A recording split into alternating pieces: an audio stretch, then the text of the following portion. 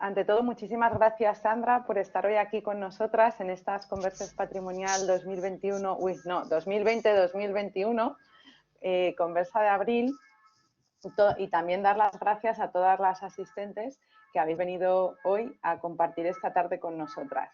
Las Converses Patrimonials son iniciativa del Grupo de Arqueología Pública y Patrimoni.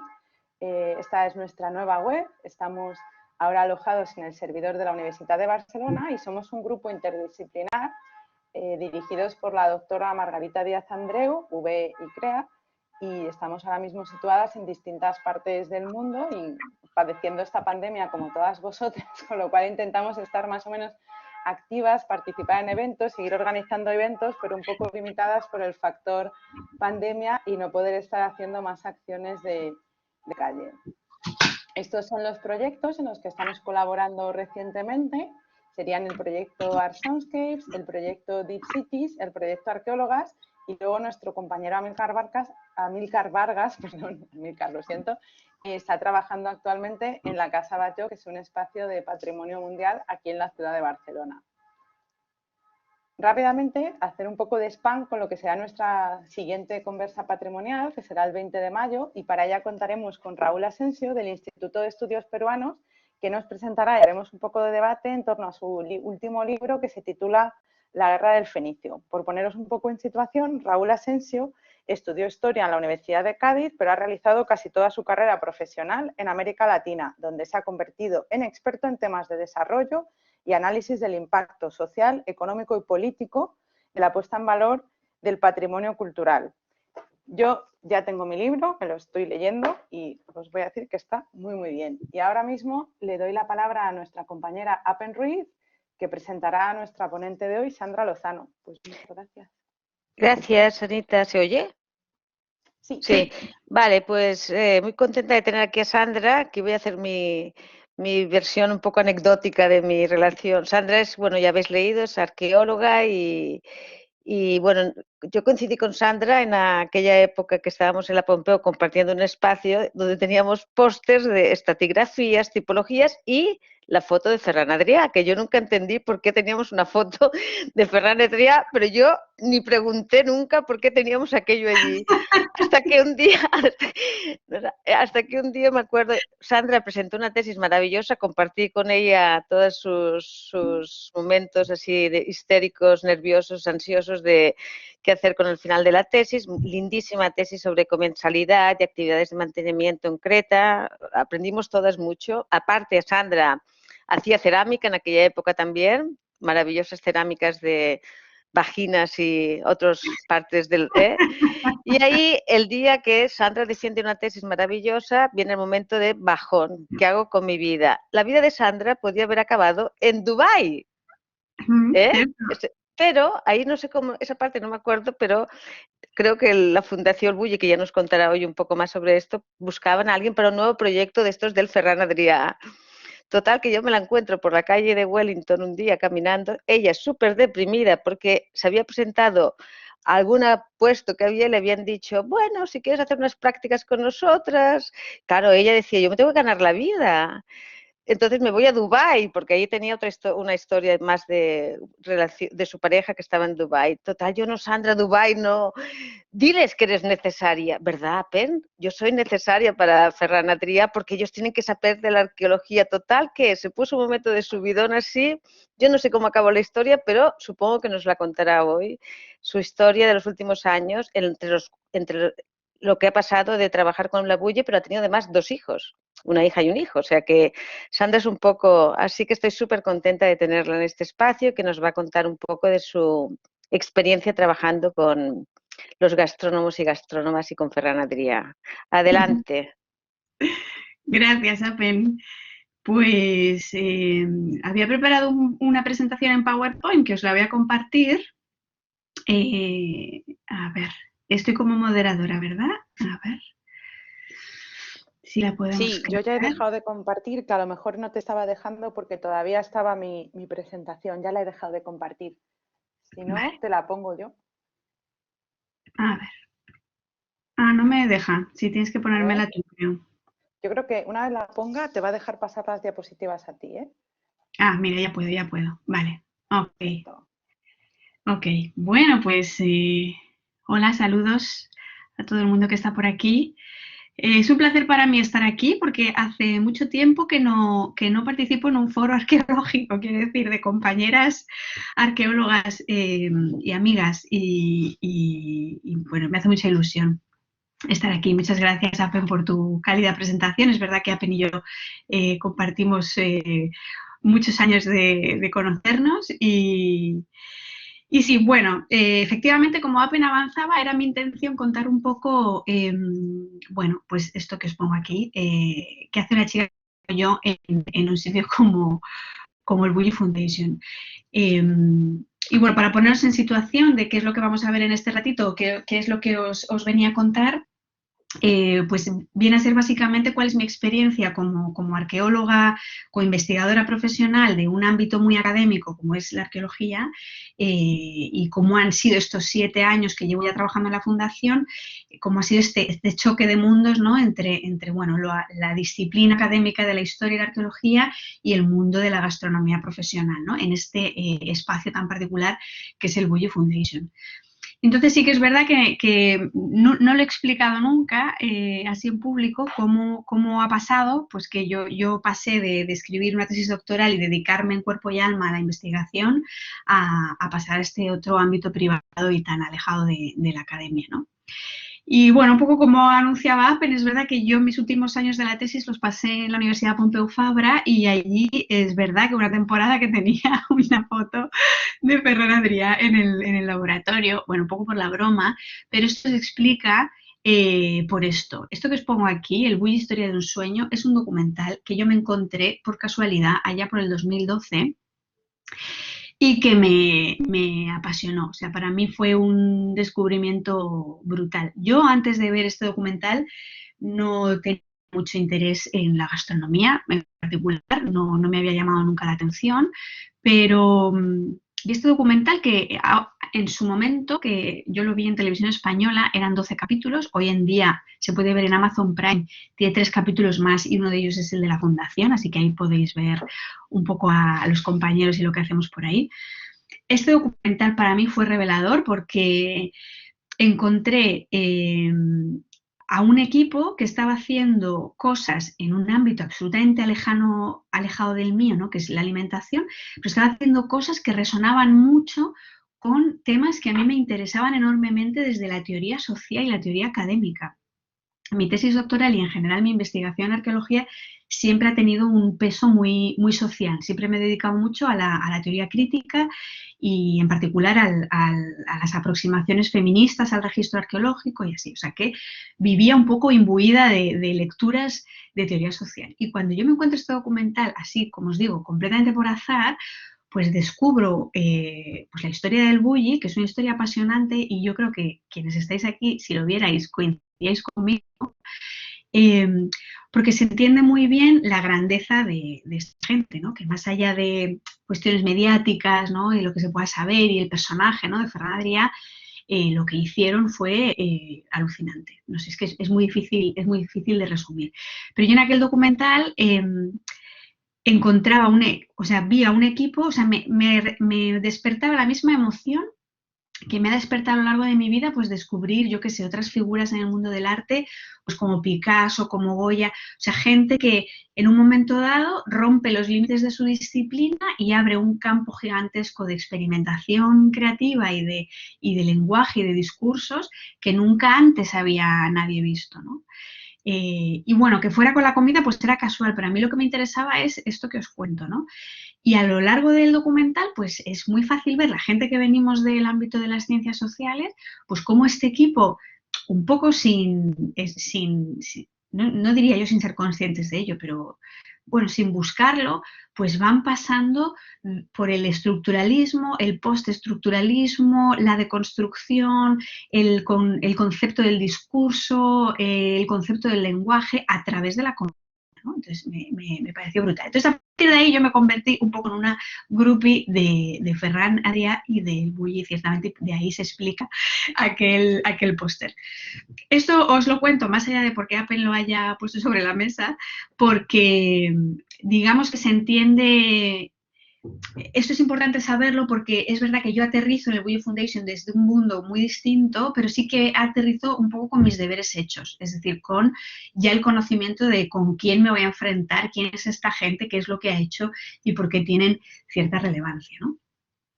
Pero bueno, esto no quita para que yo, más allá de este documental y de haber visto a Ferran Adrià por ahí en algún momento, en alguna conferencia, pues bueno, aterrizo aquí en este espacio, en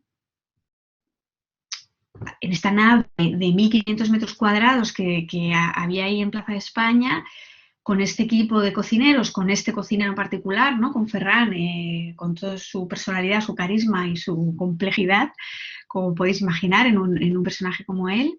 Y bueno, aterrizo un poco pues como una antropóloga en un grupo de cazadores-recolectores, que de hecho, de verdad, los primeros años del Bully Foundation yo me sentía un poco así, porque todo en ellos me era ajeno la manera de hablar, me era ajeno sus prioridades, me era ajena su manera de funcionar, sus lógicas, cómo se comportaban. Y claro, en particular Ferran Adrià, yo pasé directamente a tener a Ferran de jefe y claro, los primeros meses pues fue un trabajo de habituarme bueno, pues a él, al equipo y a todo esto. Pero además del hecho de que, bueno, eran cocineros, no eran gente de la academia, era un cocinero y eran un equipo completamente mediático. La expectativa que había en torno a todo lo que pasaba era increíble. Aquí hay una diapositiva, no, esta la anterior. Esta imagen es una imagen de un día cualquiera del principio, ¿no? De 2013, 2014 sería. Y esto que veis es una reunión de un viernes por la mañana donde Ferran nos cuenta un poco pues qué va a pasar la semana siguiente, ¿no? Qué novedades ha habido, y muchas de estas reuniones las teníamos en presencia de medios, pues estaba Al Jazeera, la BBC, el periodista de La Vanguardia, mientras estábamos trabajando. Entonces, ciertamente fue aterrizar en un mundo absolutamente ajeno a todo lo que yo había hecho antes.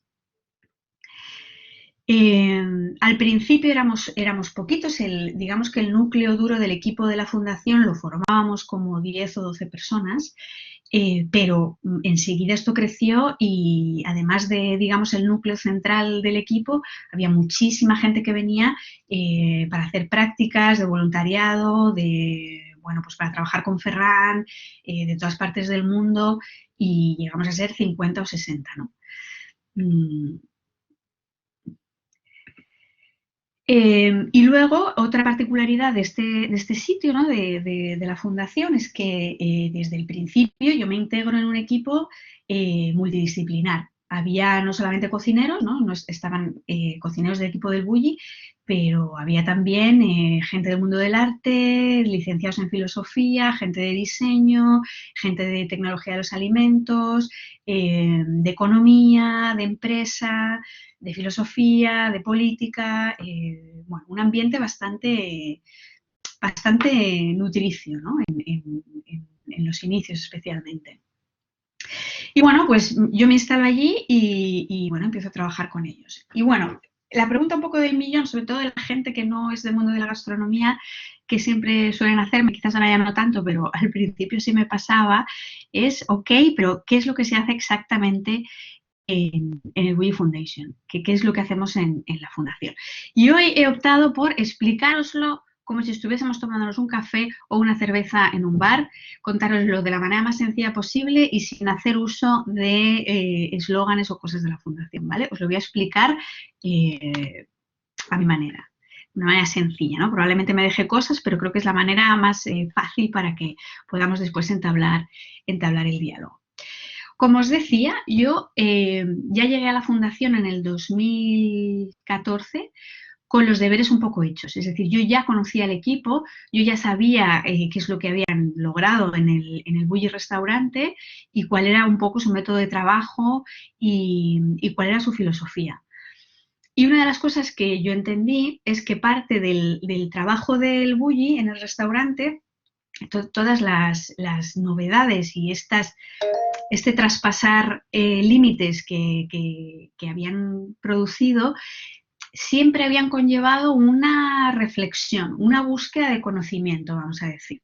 De hecho, en el Bulli el trabajo que realizaron se caracteriza mucho porque enseguida implementan, también casi sin quererlo, una metodología científica. Sí, hay una pregunta por ahí, podéis hacérmela si queréis encender el micro. Voy a darle paso a Nuria un momentito. Sí.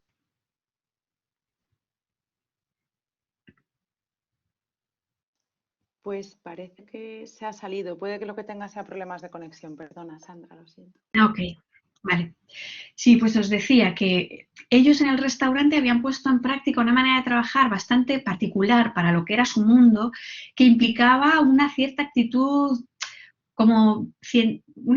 científica, ¿no? De hacer pruebas, ensayo, error, reflexionar, buscar los porqués, buscar el cómo, ¿no? Descontextualizar ciertas cosas, buscar en otras disciplinas, ¿no? Ya tenían este hábito reflexivo y de hecho es ese hábito reflexivo el que les lleva a ser lo que fueron, ¿no? Entonces, pero claro, en el restaurante es un restaurante que tenía que dar sus menús cada día, que el trabajo era intensísimo y que este trabajo reflexivo pues tenía sus límites, ¿no? Digamos que todo lo que tenía que ver con el conocimiento estaba presente, pero era una patita muy pequeña de todo su proyecto. Cuando ellos deciden cerrar, pero aún así continuar con su actividad, esta parte del conocimiento es la que toma fuerza y dicen, mira, pues ahora que ya no tenemos restaurante, no tenemos la presión del servicio, tenemos una fundación sin ánimo de lucro, vamos a dedicarnos al conocimiento, a todo ese conocimiento que nos habría encantado profundizar en él y que durante la época del restaurante no tuvimos tiempo. Y claro, como son el equipo del Bulli, pues todos se lo plantean a lo grande, ¿no? Entonces, no era solamente reflexionar sobre el conocimiento, sino crear el conocimiento de su disciplina, ¿no? Entonces, para mí, una manera fácil de explicar qué es lo que se hace en la fundación es que uno de los pilares más importantes de la fundación es tener la intención de apropiarse académicamente de su disciplina, o sea, apropiarse del conocimiento. Un conocimiento que, a pesar de que la profesión de cocina se aprende en escuelas de formación profesional y desde hace unos pocos años en algunas universidades, sigue sin tener un corpus teórico claramente definido, ¿no? Con conceptos bien clarificados y consensuados entre toda la comunidad de profesionales que ejercitan la gastronomía, ¿no? Entonces, su intención era un poco era sentar unas bases del conocimiento que en torno a la cocina que fuera útil para el sector, o sea, que fuera útil para cocineros, gente de sala y toda la gente que se dedica a la gastronomía. Entonces, a mí esto me parecía un objetivo y me parece muy loable, ¿no? Alguien que desde la práctica se para y decide que además de la práctica quiere también ser dueño del conocimiento que define un poco su práctica, ¿no? Entonces, el trabajo de todos los que estábamos allí, que no éramos parte del mundo de la cocina, era ayudarles a esto, ¿no? Ayudarles a, bueno, ¿cómo hacemos para entender qué es la cocina? Porque se empezaba por ahí. O sea, la primera pregunta que se hace en 2014, yo entro en septiembre, ellos abren en julio, o sea, de julio a septiembre se establecen un poco las bases y se hace acopio del equipo, pero se empieza con la pregunta de qué es cocinar, en qué consiste la cocina, vamos a pensar sobre ello y vamos a esclarecer estos conceptos, ¿no? Y dentro de este esclarecer teóricamente qué es la cocina, pues aparece la parte de historia que desde el principio, esto es una cosa bastante particular de Ferran Adrià, siempre ha tenido muy presente la profundidad histórica en todo lo que hace, ¿no? Y de ahí pues que la historia estuviese presente desde el inicio. Entonces, por un lado está esto, ¿no? La Fundación hace esto, crea contenido que sea útil para el sector de la gastronomía y por otro lado sí que es verdad que hay otra pata también muy importante que es la pata que llaman de innovación y creatividad, que son todos aquellos proyectos en donde el equipo del Bulli, con la experiencia que tienen de innovación y de creatividad, pues intentan hacer proyectos que ayuden a pymes, sobre todo, y a pequeñas y a medianas empresas a ser longevos en su idea de creatividad, en su innovación y en su eficacia, ¿no? A la hora de ejercer estos procesos creativos.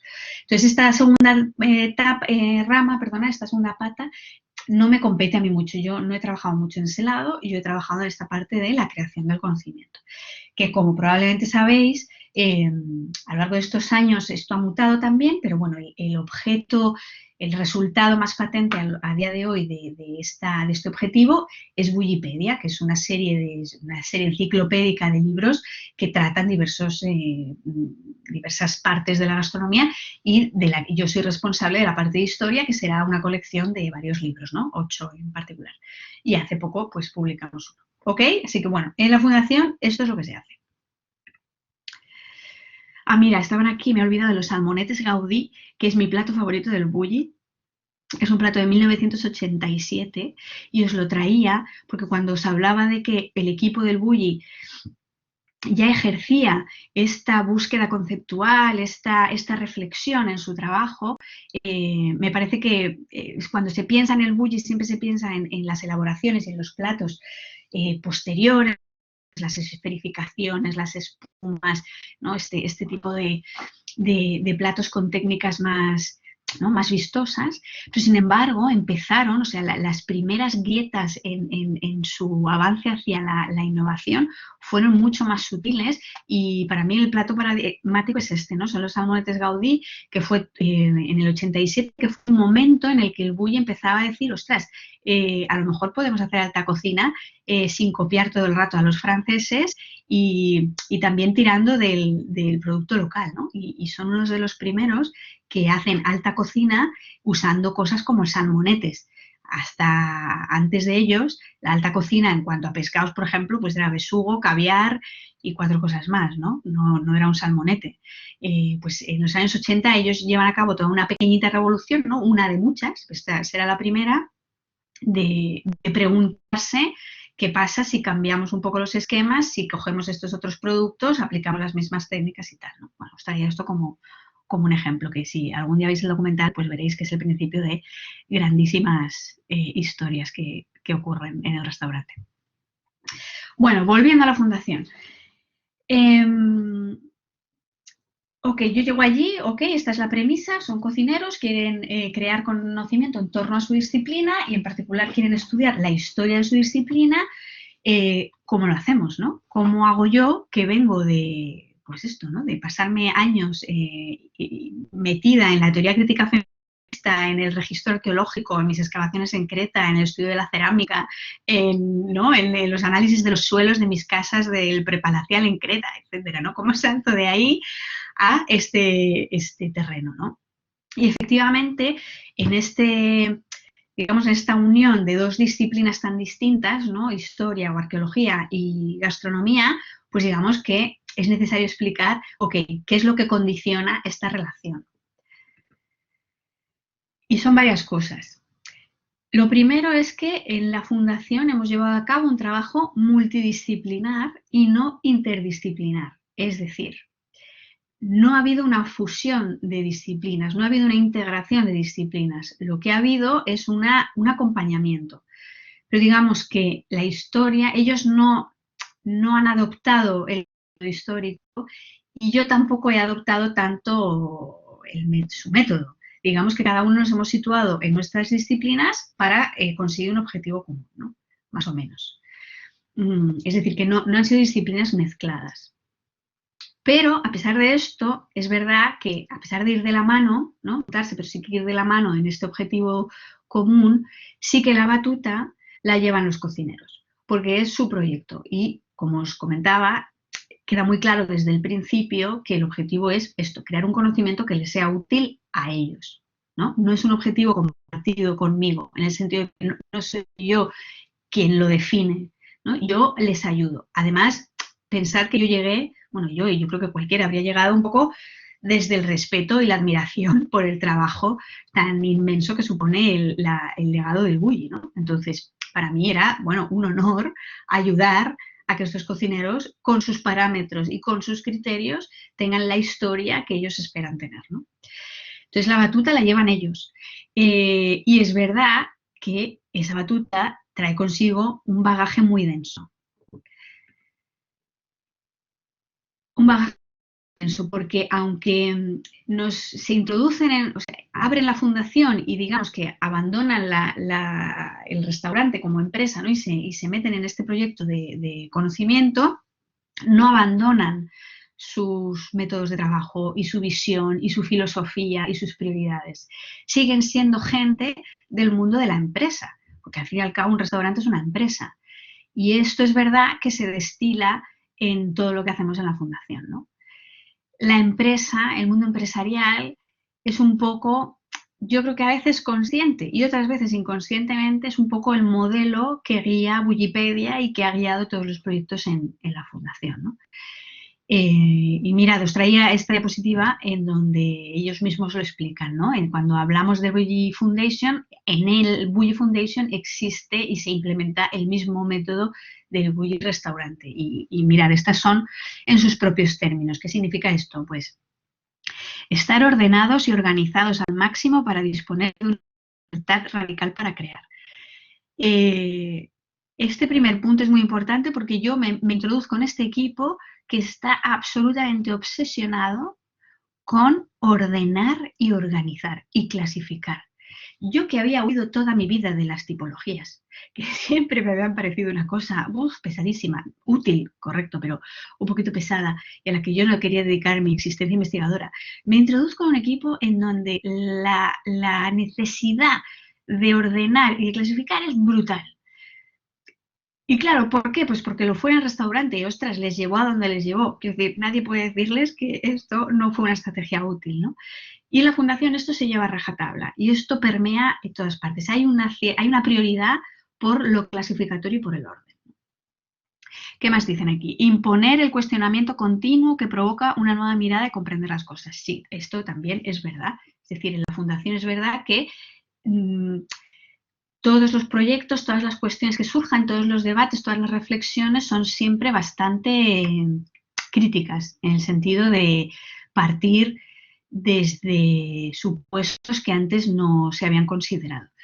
Lo que pasa es que esa capacidad crítica se aplica sobre todo a su ámbito.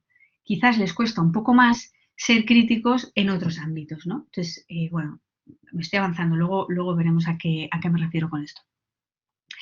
El punto 3, relacionar el conocimiento y la creatividad, el orden y la eficiencia. Y el 4, inmediatez, multitarea, trabajo individual, trabajo en equipo. Este número 4 hace referencia a una cosa que también para mí al principio era chocante, por eso os digo, todo era chocante y por eso yo me sentía un poquillo pues como una antropóloga, porque tuve que habituarme a una manera de trabajar, no sé, ahora mismo no me sale otro adjetivo, pero es verdad que al principio me parecía muy obsesiva, ¿no? O sea, había que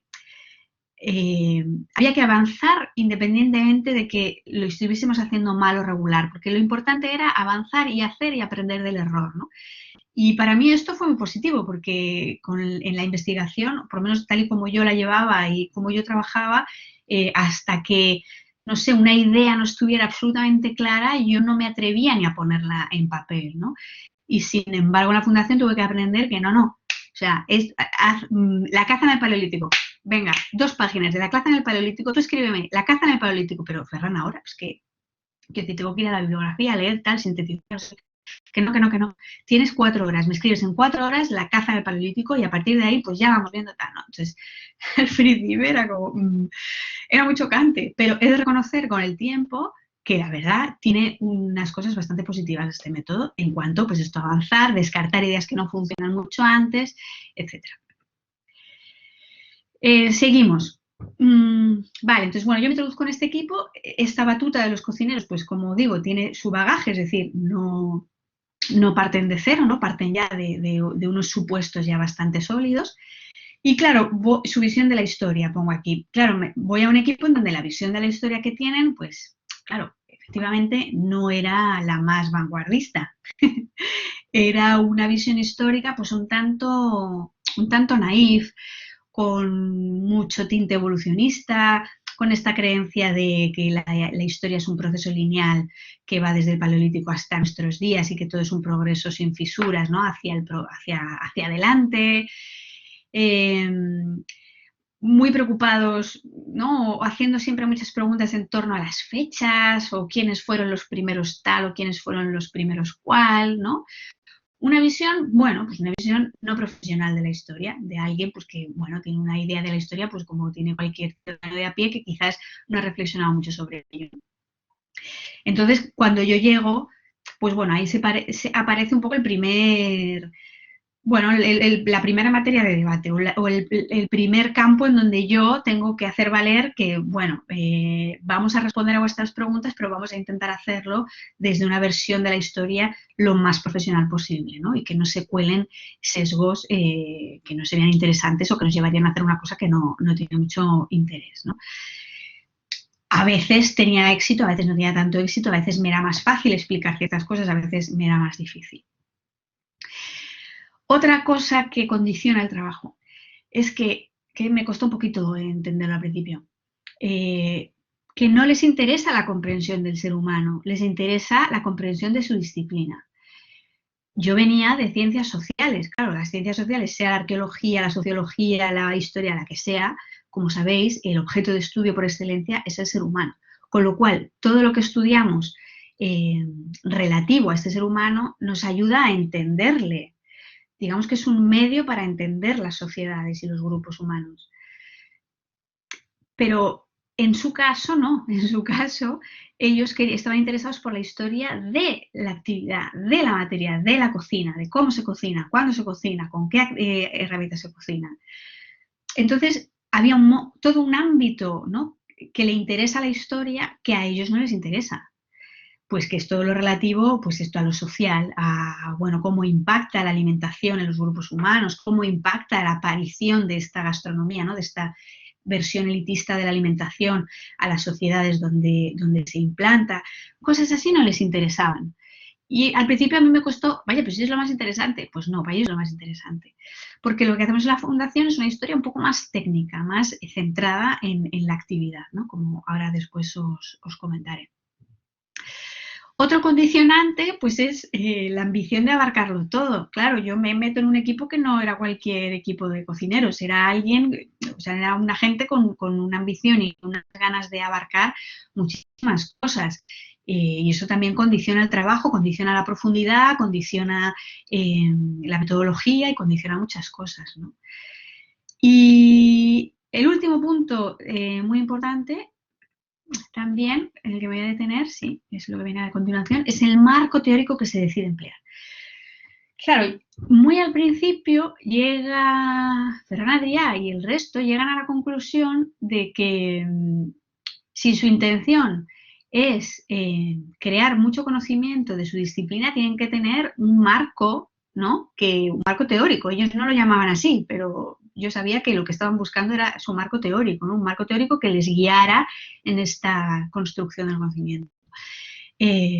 Claro, y esto lo buscaron ellos, ¿no? De ahí lo de multidisciplinar, ¿no?, porque había cosas que hacían ellos y cosas que hacía yo y el resto del equipo. ¿Y con qué marco teórico dan? Pues dan con la teoría general de sistemas. Y a su versión de la teoría general de sistemas, el método sistémico, le ponen un nombre y le llaman Sapiens. Con más o menos acierto, pues así se llama, ¿no? Decide ponerle nombre para aclarar que no es exactamente el pensamiento sistémico como lo han aplicado otros, es una aplicación particular, ¿no? Claro, para mí este fue un segundo choque, porque, ostras, la teoría general de sistemas.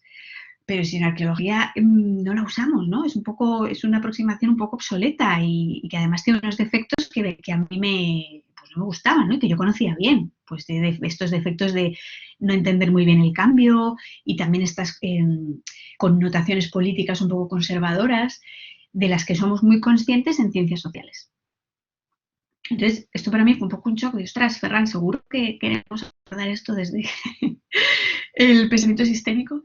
Pero claro, otra vez en mi papel de antropóloga, pues poniéndome un poco en sus zapatos, sí que es verdad que tenía todo el sentido del mundo que hubiesen dado con esta aproximación y que la quisieran emplear. Porque al fin y al cabo, el restaurante, que era su medio natural, es un sistema. Un restaurante, como cualquier otra empresa, no funciona si cada una de sus piezas está perfectamente coordinada con las demás, ¿no? Entonces, digamos que es el modelo que se va a buscar. Mira, aquí lo resumía, ¿no? Una empresa, ¿no?, como el restaurante, es una actividad económica que se desarrolla siguiendo una estructura clara, que es un sistema con unos objetivos concretos que son los resultados, ¿no? Pues el método de conocimiento que se les ocurre emplear es exactamente esto, pero llevado al conocimiento. Es decir, cualquier objeto de estudio puede entenderse como un sistema que tiene distintas partes. Estas partes, para funcionar, tienen que coordinarse bien, ¿no? Tienen que estar bien tiene que haber un engranaje correcto para producir resultados, ¿no? Y bueno, estas son las metáforas que se van a utilizar, en mi caso, para abordar la historia. ¿Qué es lo que voy a tener que hacer yo en historia? Pues buscar estas piezas, entender estos sistemas de la cocina y explicarles en cada periodo histórico cómo eran estas piezas, cómo funcionaban juntas y qué resultados daban. Claro, sí, aquí os ponía. Claro, yo tenía mis reservas con el pensamiento sistémico fruto de mi formación como arqueóloga y como historiadora, pero luego también yo tengo y sigo teniendo otro pequeño problema con este método, y es esta tremenda confianza en la clasificación como manera de conocimiento, ¿no? Porque con el pensamiento sistémico pasa que es tanto el esfuerzo, y esto lo he visto en la Fundación, es tanto el esfuerzo que hay que hacer para aclarar la estructura, para aclarar en qué consiste la estructura, que al final esto come todos los esfuerzos y luego queda poco para la explicación, ¿no? Como que ya hay una cierta satisfacción con haber dado con la estructura, ¿no? Entonces se da mucha confianza a la clasificación en este sentido, ¿no? Y a mí me parece que esto es un poco problemático. Bien, y en particular, ¿en qué consiste mi trabajo? Pues yo iba huyendo de las tipologías y entonces caí en las taxonomías. Los primeros años de trabajo en la Fundación fueron muy intensos y muy interesantes porque toda la parte de la gente de cocina, de sala, ¿no? que trabajaban allí, tenían como misión crear esta estructura. Es decir, primero responder a la pregunta ¿qué es cocinar? Ok, respondemos a esto. Y después de responder a la pregunta, ok, ¿en qué consiste cocinar? ¿No? Y cocinar, voy a ver si puedo darle zoom a esto. No sé si lo veis. Bueno, luego tomo una... A ver, no sé si se puede mostrar controles de visualización. Sí, estoy... ¿No? Yo le estoy dando a zoom, ¿no le estáis viendo Yo vosotros también, con zoom? yo le estoy dando a zoom, a ver si vosotros lo veis más cerca. Pues no, yo lo veo igual. Bueno, no os preocupéis que, mirad, aquí tengo una que se ve más cerca, porque me temía esto, aquí se ve más cerca. Pero dejadme que me quede aquí un momentito para explicaros, ¿vale? Si veis este mapa. ¿Veis? Esto es un mapa. Este es el mapa que llamamos en la Fundación el mapa del sistema de reproducción. Es el mapa que explica qué es lo que ocurre desde que alguien decide que quiere cocinar hasta que termina de cocinar, ¿no? Y termina con una elaboración que le da a alguien. Entonces, en la Fundación esto se concebía, pues, ok, este es el input, hay un output, ¿vale? ¿Cómo es el sistema? ¿Por qué piezas pasa el centro de esto de aquí, ¿no? Y entonces, pues hay millones, ¿no? Pero muchísimas etiquetas y categorías, ¿no? Entonces, si veis aquí, hay un sistema creativo que, si pudiésemos, si esto fuese una web y viésemos aquí, se abriría un mapa concreto del sistema creativo que tiene su propio mapa con sus propias categorías, ¿vale? Pero estamos en el sistema de reproducción. Este es el sistema creativo. Alguien crea una receta, ¿vale? Entonces alguien crea la receta y alguien tiene la idea de voy a reproducir esta receta. Ya no la tengo que crear, solamente la quiero reproducir, ¿vale? Entonces está aquí el líder. Líder, ¿no? Palabra que también a mí me costaba un poco, pero es que estamos en el mundo de la empresa. El líder del proceso, ¿no? Alguien que va a cocinar, pues ¿qué necesita? Pues a lo mejor necesita un equipo, ¿vale? ¿Y qué más necesita? Pues productos para cocinar. Pues aquí está el sistema de obtención del producto, que si pudiésemos aquí abrir, pues habría un montón de categorías también taxonómicas, ¿no? Vale, una vez que tengo el producto, ¿qué hago aquí? Productos, vale, pues tengo productos no elaborados y productos elaborados, ¿vale? Esta es mi materia, ¿vale? ¿Esto qué pasa después? Pues tengo unas herramientas de preelaboración y unas técnicas de preelaboración. ¿Y qué hago con esto? Pues preelaboro el producto y después pasan por unas técnicas de elaboración y unas herramientas de elaboración y elaboro el producto y esto me da una elaboración intermedia. ¿Ok? ¿Veis la lógica un poco? De la elaboración intermedia iríamos a la elaboración final, después a la elaboración emplatada, después pasa a la gente de sala o si habláramos del restaurante, pero más en genérico, la elaboración ha de servirse o quizás no se sirve. pero si se sirve, pues alguien tiene que trasladarla, ¿no? Y una vez que se traslada, ya forma parte de la esfera del comensal, ¿no? Y el comensal es el protagonista del proceso experiencial. ¿Y cómo se experimenta lo que comes? Pues aquí es otro proceso con un montón de diferencias. Esta es un poco la lógica.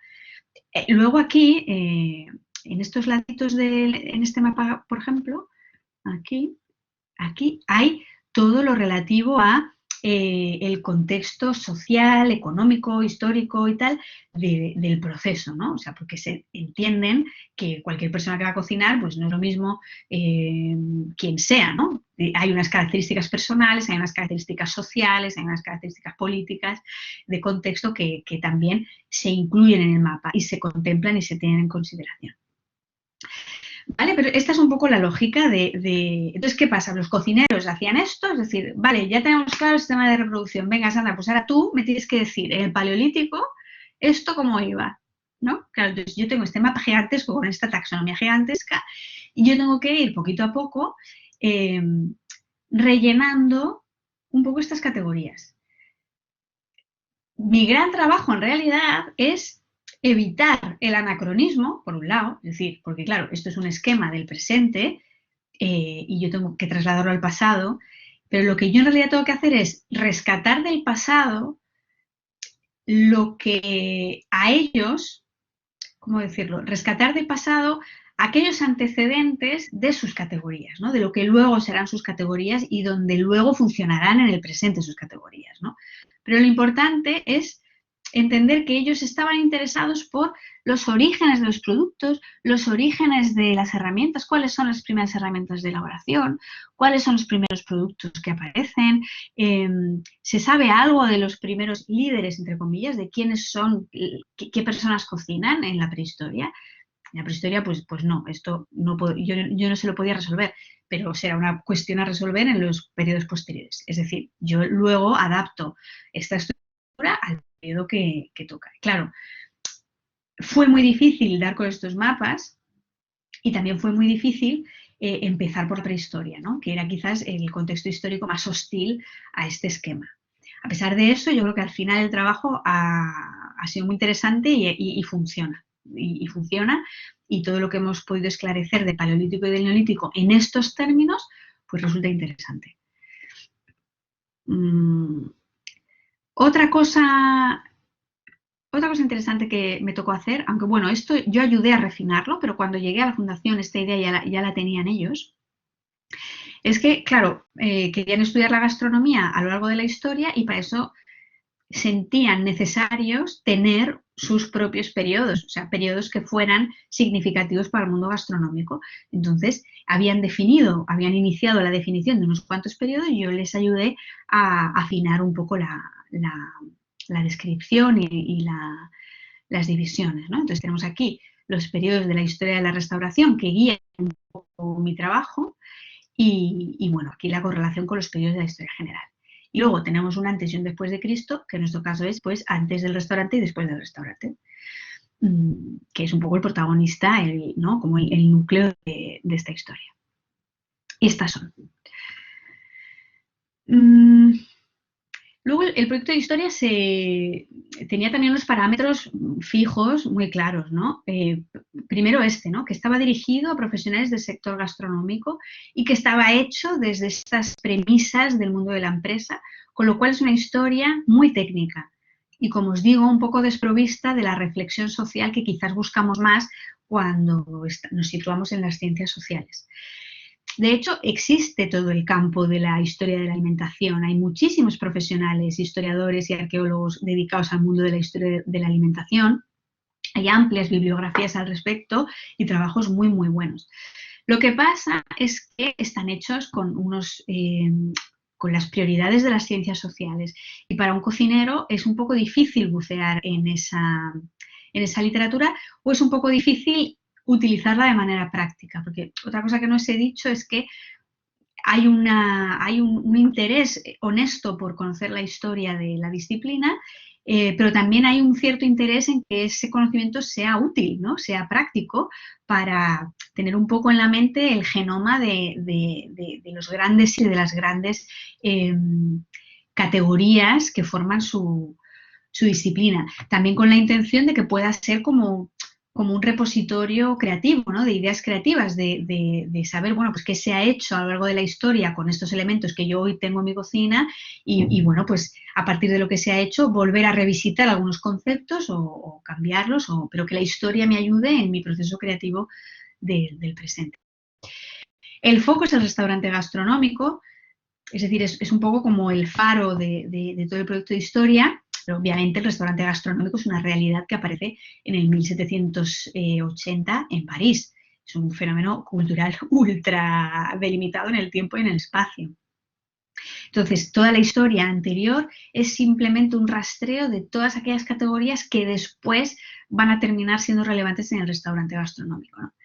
Y claro, como, no sé, discutiendo esto con Ferran, pues la cocina es, como sabéis, una actividad tan longeva, ¿no? Tan propia del ser humano, pues que por eso tenemos que irnos a la prehistoria. El lugar, cultura occidental, a pesar de que tienen esta idea de abarcarlo todo, pues también tienen sus límites. Entonces, la historia que hacemos es una historia basada, centrada en Occidente y en cada uno, bueno, en Occidente en la medida de lo posible. Porque cuando yo hablo de la prehistoria, pues obviamente se me desborda el concepto Occidente, tampoco tiene mucho sentido, ¿no?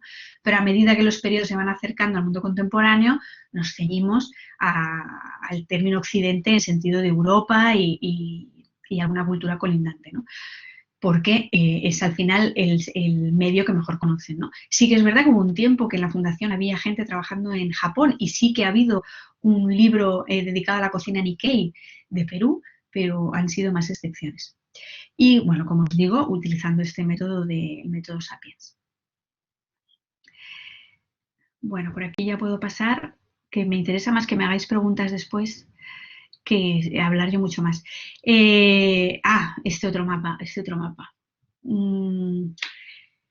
Bueno, a pesar de que la historia es una historia muy técnica, o sea, muy centrada en la actividad en sí, sí que son conscientes de que lo que pasa en la cocina viene influido por el contexto histórico, social, político, etcétera, ¿no? Es decir, que es importante conocer ciertos detalles de la sociedad, la política, la economía, la ciencia y el arte y otros muchos ámbitos de la cultura que estamos tratando para entender lo que está pasando en la cocina. De esto eran ellos conscientes, esto yo no lo tuve que explicar, ¿no? Entonces, en los libros de Wikipedia, por ejemplo, hay una gran parte dedicada a contextualizar históricamente el periodo del que vamos a hablar, ¿no? Ahora, por ejemplo, estoy trabajando en el libro de civilizaciones antiguas.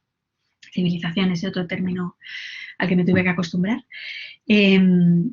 Y claro, he dedicado mucho tiempo a explicar mucho acerca de cosas que no tienen que ver con la cocina, ¿no? O sea, Mesopotamia, pues ¿qué es Mesopotamia, no? ¿Qué son los asirios, los babilonios? ¿Qué hacen, no? ¿En qué consiste su economía? ¿Tienen moneda? ¿Compran? ¿Hay mercados, no?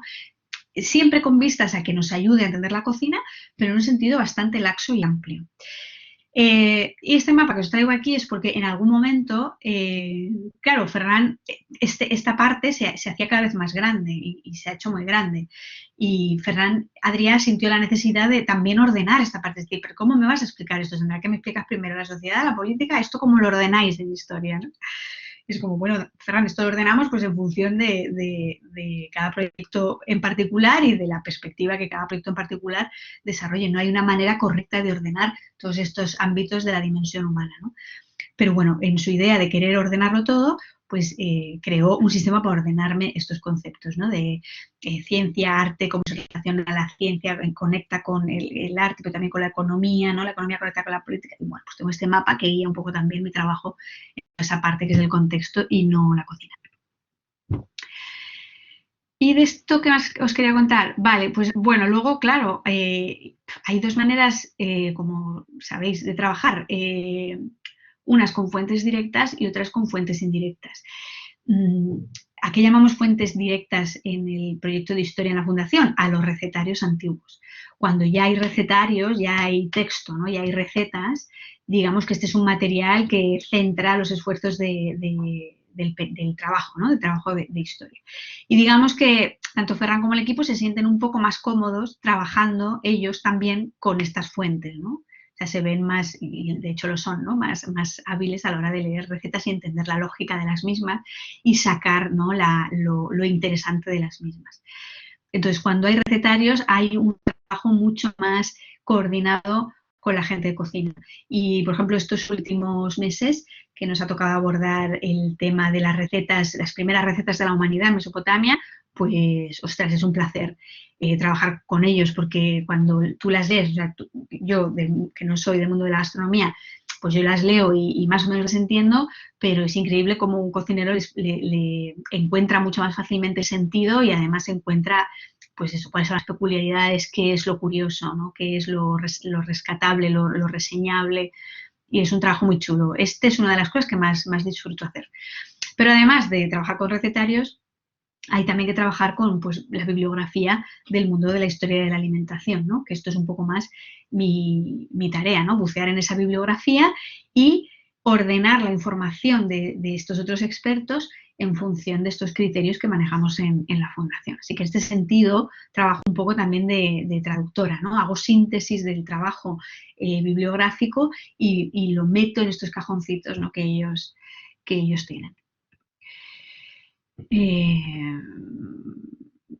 Vale, no, esto no está interesante. Esto sí, más o menos ya os lo he explicado. Claro, luego el resultado, o sea, una vez que mi trabajo termina, sí que es interesante ver que el resultado es una síntesis historiográfica, bueno, pues con otros parámetros, con unos objetivos un poco distintos a los que habitualmente se utilizan en historia de la alimentación, pero es muy interesante ver que esta nueva síntesis abre nuevos conceptos que, en mi opinión, serían muy útiles para dialogar con la gente de la historia de la alimentación y además también pone sobre la mesa ciertos vacíos, ¿no? Ya sabéis que, claro, en investigación en ciencias sociales los temas que se estudian pues responden a motivos muy diversos, pero esto hace pues que haya cosas de las que se sabe mucho y cosas de las que se sabe poco. Y en el ámbito de la alimentación esto es muy curioso. Bueno, para mí antes no era tan curioso, pero ahora sí que lo veo con sus ojos, sí que lo es, porque hay ciertos temas que se han tratado hasta la saciedad y hay otros de los que no se sabe absolutamente nada. Y no siempre es por falta de fuentes, sino también por falta de interés. Esto es, por ejemplo, patente en la historia de los productos, ¿no? Hay productos, hay alimentos de los que se sabe mucho, se conocen muchos detalles de su historia y hay otros que nadie se ha preocupado por ellos, por ejemplo, ¿no? Y esto es algo que les llama la atención. Y también es algo que con este método ordenado esperan que ayude a rellenar vacíos, ¿no? Que quizás han pasado más desapercibidos. Y yo creo que eso también, pues, han dado en el clavo con algo interesante.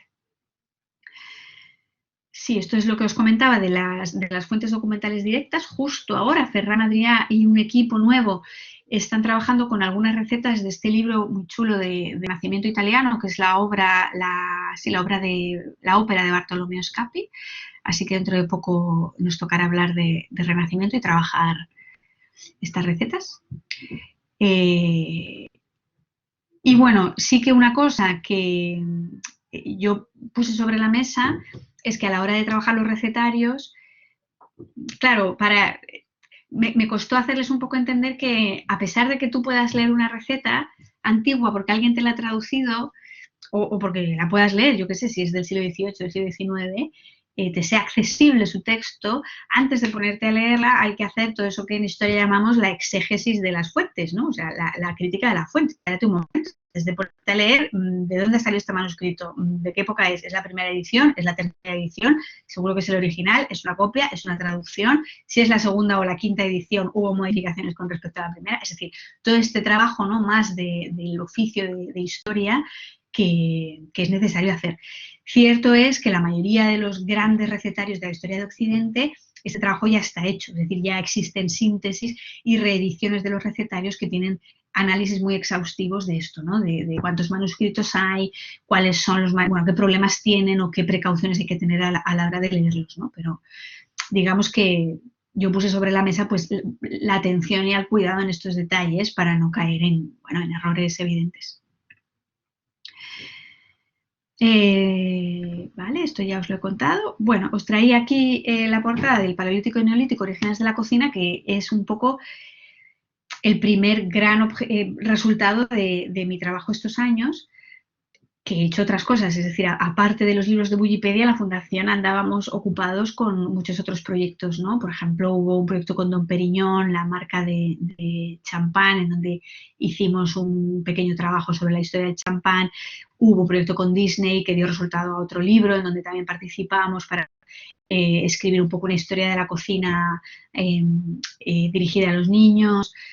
Hubo trabajos con el Basque Culinary Center, en donde yo me encargaba de supervisar a los estudiantes de primero y ayudarles con biografías de cocineros célebres en la historia, etcétera. Es decir, en historia ha habido muchos trabajos de muchos tipos, pero digamos que el resultado más palpable pues son los libros. Y este libro en particular ha sido un libro muy complicado, no solamente por el hecho de que es la prehistoria y como os vengo diciendo hasta ahora, yo tenía unas premisas muy fundamentadas en una realidad contemporánea que no era nada fácil llevar al pasado sin caer en anacronismos que no tuvieran sentido ninguno. Esto primero. Pero además fue un libro difícil porque se iba gestando al mismo tiempo que se iba gestando esta taxonomía. Y esta taxonomía cambió mucho. O sea, a medida que la taxonomía cambiaba, íbamos para atrás, para adelante, ¿no? Entonces ha sido un ejercicio muy, muy intenso, pero yo creo que el resultado al final pues ha quedado estupendo. Y yo creo que ya estoy hasta aquí. Ahora con muchas ganas de veros y que hablemos un poco. Voy a dejar de compartir a ver si yo puedo, que creo que sí. Pues muchísimas gracias, Sandra. La verdad que ha sido súper interesante. Y mencionaros a todas que ahora mismo algunas no podréis hacer ninguna pregunta con micro abierto ni cámara porque no tenéis autorización, pero que si me lo vais diciendo por el chat yo os voy dando palabra. Gracias. Yo estoy intentando poner mi vídeo, pero también esto va despacio. Oye, pero Sandra, súper interesante lo que has estado contando. Y, a ver, sigue sin compartirse el vídeo, a ver si lo logro. Bueno, pero lo que me ha parecido más interesante es ver cómo, bueno, notar una cosa que ya notamos Apen y yo hace tiempo en otro trabajo, ¿no? Cómo nosotros vamos a hacer investigación con otra gente, con gente que no son arqueólogos, pensando, o que no están dentro de la universidad, pensando que... ¡Ay! Creo que hemos perdido Marga. a Marga. ¿Marga ha desaparecido o su micro? A ver, yo creo que... Ay, Marga, que me estaba interesando todo lo que ibas a decir. Ana, ¿y no puedes dar acceso a todos los micros así de una? Sí, No. si quiero, sí que puedo. Lo hago, lo voy haciendo. A la gente Marga, te ofrece... perdimos un momento antes. Te lo digo por si Sí. puedes volver atrás, rebobinarte un poco. A ver, bueno, lo Sí, que un no sé poquito. dónde, sí, porque es que ya digo que es que hoy de verdad está la cosa. No voy a poner el vídeo y así mejor, porque si no se va a ir. Bueno, no, Y Marga, decía te hemos perdido que decías que vosotros habéis trabajado con gente que no es del mundo de la arqueología y ahí sí, te has quedado. vale, y entonces la idea esta de la arqueología pública, que todas las tipologías que hay es de, bueno, de cómo la arqueología puede hacer más por la gente o menos por la gente, etcétera. Pero sin embargo, lo que tú te has encontrado es lo contrario, o bueno, o en el sentido de que Sí. estas tipologías asumen que la batuta la llevan los arqueólogos, las arqueólogas, ¿no? Mientras que a ti te ha pasado lo contrario. Exacto. La batuta lo llevan otros y tú te tienes Sí. que adaptar. Es decir, que esas tipologías no sirven realmente porque se ha invertido totalmente la pirámide, ¿no?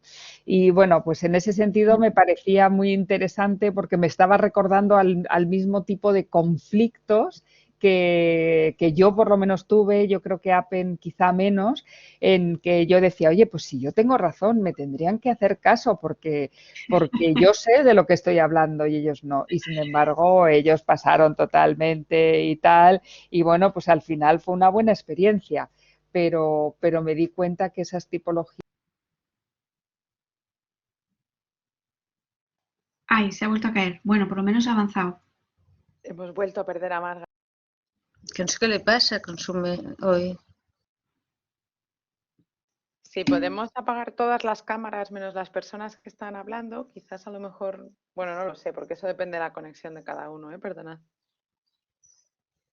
Sí, que yo quiero veros las caras, por favor.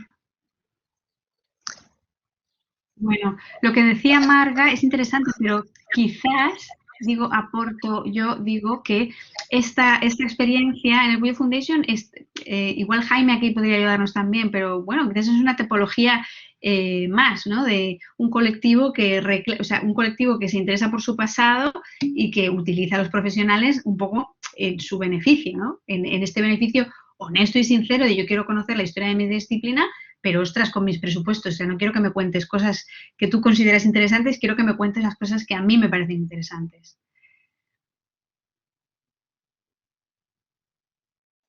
Ay, Jaime, no te deja poner la cámara. Bueno, pero si puedes hablar, bueno, como veas. A ver, ¿se me oye? Sí, Sí, sí, Bueno, fantástico. pues Se te el ve además micrófono como divertido. funciona por lo menos. Que nada, sí, yo estoy de acuerdo también con lo que estabais comentando, ¿no? Y que muchas veces nos emperramos en que tenemos que ser los líderes, como decía antes Andrea con lo de la clasificación, cuando realmente en la mayoría de las ocasiones deberíamos de jugar un rol totalmente diferente como una pieza más de un engranaje que ya está funcionando, porque si lo que somos es un elemento disruptor de lo que ya existe, vamos a estar fracasando constantemente cuando si somos capaces de integrarnos en esas dinámicas, a lo mejor sí que vamos a poco a lo mejor ser capaces de dar tanto como estamos recibiendo, ¿no? Y yo creo que ahí, por ejemplo, en el trabajo de Sandra, los años se tienen que estar notando y la percepción que tenga después de haberos conocido a los arqueólogos, especialmente a Carbonell and Company, que están trabados, no, pues de forma un poco de cambiar el chip sobre los presupuestos que tenía el primer día a los que tiene que tener ahora, estoy seguro de que son muy diferentes, que esa sería a lo mejor mi pregunta, ¿no? Porque vale, ya tenemos muy claro que Ferran Adrià, pues el tipo no casi de loco brillante y que viene con sus ideas y que quiere hacer su libro, ¿no? Pero bueno, también en estos últimos 10 años algo ha cambiado, o 10, pero 8 años, pues algo habrá cambiado, ¿no? Y seguramente ya ve las cosas de otra manera. sí, sí, absolutamente. De hecho, o sea, a pesar de que, digamos, que él sienta las premisas del proyecto, yo luego tengo toda libertad para decir lo que está bien decir en la prehistoria. Es decir, la única diferencia es que, claro, a ver cómo explicar esto. Digamos que el índice del libro, vamos a llamarlo así, ¿no? La estructura del proyecto me viene impuesta, pero yo lo tengo que rellenar después. Y en ese rellenarlo de contenido después, yo ahí tenía plena libertad y yo lo que yo decía iba a misa.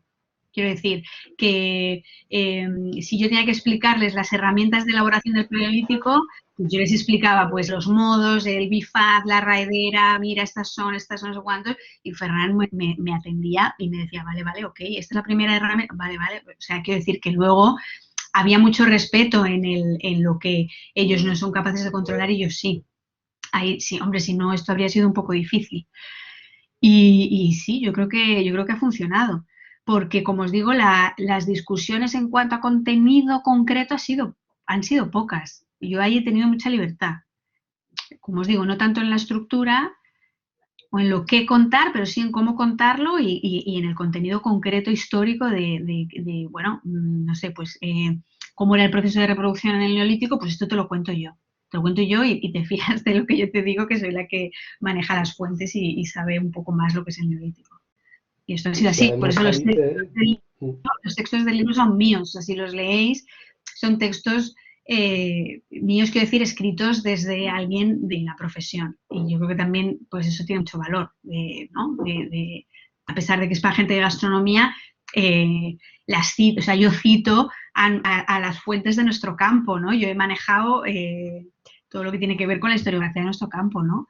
He citado hasta Almudena Hernando, por el amor de Dios, en el libro de Paleolítico y Neolítico, que he tenido libertad absolutamente para rellenar ese contenido como yo consideraba. sí que ahí te entiendo bien porque yo creo que el principal problema o el mayor reto, ¿no? Era esa primera parte de la prehistoria. porque la gente sigue pensando que puedes abordar la prehistoria como si abordaras, Sí, pues yo qué sé, la transición o la generación del 27, si sí, estás con literatura, cuando no es para nada así. Entonces te encuentras con que si vas a lo básico esencial, que es lo que te están pidiendo que cuentes, estás sí, dejando de lado no ya solo la profundidad y la complejidad de esto, sino también pues la base sobre la que se sustenta la propia creación del conocimiento, que para mí es la parte más esencial de la prehistoria, es entender por qué sabemos lo que sabemos, ¿no? Y cómo llegamos hasta ahí y hasta dónde podemos llegar y hasta dónde no podemos sí. llegar, etcétera, ¿no? Y yo creo que eso sí que, vamos, yo el libro sí, no me lo he leído entero, he de decirlo, he leído un poquito, pero me ha encantado lo que leí. Tengo muchas anécdotas, pero relativa a esto, me recuerdo el día que llego al trabajo y Ferran me dice, bueno, hoy te toca ponerte con los productos no elaborados del Paleolítico, que vienen a ser los alimentos. Y digo, bueno, pero quieres decir este mes, ¿no? O sea, hoy empiezo y en 4 semanillas a lo mejor llego a entender. Me dice, ¿cómo 4 semanillas? Pues si habría 4 cosas, me decía. Pero si la edad media de 4 cosas, ¿qué va a haber en el Paleolítico? O sea, él tenía una idea, como dices, ¿no? De la prehistoria, ostras, un poco distorsionada. Que decía, Ferran, o sea, tendría que recorrerme cada yacimiento arqueológico de cada homínido en cada periodo concreto, ¿no? Para saber qué comía un neandertal en la costa cantábrica, qué comía un neandertal en Israel, y eso los neandertales, y luego irme con. O sea, quiero decir, eso es inabarcable, Ferran, es imposible, ¿no? Entonces, pues bueno, de su pregunta un poco imposible, mi estupefacción de, Dios mío, eso no puede ser, es que no puedo abordar este tema así, a llegar al punto medio de, ok, entonces, ¿exactamente qué me está pidiendo? Pues me está pidiendo, ok, una serie de generalidades que yo luego puedo matizar en ejemplos concretos, ¿no? Entonces, este tipo de conversaciones, de negociaciones, de, ok, tú me pides esto, yo te digo, esto es imposible, pero tú aún así lo quieres, entonces yo me busco las vueltas para, ok, yo te lo doy y que tenga el máximo rigor posible sin caer en las simplezas ni en las vaguedades, pues ese era un poco mi trabajo. Así que, ostras, sí que ha sido muy estimulante, sobre todo en los primeros años, que todo esto estaba por hacer, pues esto, ¿no? Este toma y daca de, ok, tú tienes esta idea y yo sé que esto no es posible, ¿cómo lo hacemos? Y hagámoslo. Y también él es muy buen líder en eso también, ¿no? Tú crees que no lo puedes hacer y al final terminas haciendo. Y esto que lo he experimentado, pues ha sido muy agradable. Yo voy a hacer una lectura. Sandra, aquí Apen, ¿me ves? Sí. Hola, sí, Apen. No, yo tengo un comentario, pero aparte voy a leerte un poco las preguntas del chat, si te parece. Vale. Las leo. Pero bueno, mi pregunta, ha habido muchos comentarios que Jaime ha hecho y Margarita antes, pero pensaba un poco, cuando estabas hablando ha habido una cosa que se me ha ocurrido, bueno, hay dos. Una es, tú describes muchísimo la estructura del equipo, ¿no? Hablas mucho del equipo y estaba pensando que hay como, me ha parecido como bastante similitud a las estructuras de trabajo arqueológicas, o sea, en realidad yo creo que encajaste muy bien porque el personaje Ferran Adrià puede ser paralelizado o visto en muchas estructuras del el arqueólogo líder y el grupo, ¿no? Entonces yo creo que hay como cosas que de alguna manera has entrado así como un poco calcetín, así bien puestos. Pero aparte de esto, cuando estabas hablando y pensaba, claro, esta cosa que tiene del tiempo, ¿no? La cronología, de repente el paleolítico se reduce a un periodo como muy corto. Tú imagínate que le dices esa cocina contemporánea y colocas a Ferran Adrià como en un momento como es lo mismo Ferran Adrià que el francés del 1920, no es, o sea, él te querrá decir, no, perdona, pero Ferran Adrià hizo una revolución y tal. Como que es interesante cuando uno ve los tiempos propios que vive. Pero más quería preguntarte un poco, claro, tú vienes de un mundo de la arqueología también muy preocupada, y el otro día te escuché hablando en una charla en Instagram maravillosa de la cocina, o sea, vienes de un interés por la cocina, por mucho que diga, los textiles también, pero tú tienes, pero la cocina, o sea, a mí como que me parece que tú has aprendido, o sea, ¿te has pensado un poco cómo piensas la cocina? O sea, a nivel de trabajar con personas que trabajan en la práctica gastronómica, ¿te ha hecho pensar algo? O sea, cómo desde la arqueología trabajamos el tema de la cocina, como dijéramos, desde el punto de vista de la tecnología, de cómo cocinamos, qué significa inventar, o sea, más bien como en la práctica. ¿Alguna cosa a ti te ha cambiado? Sí, sí, me he dado cuenta de que tendemos a casi ignorar o soslayar a tope las cuestiones técnicas.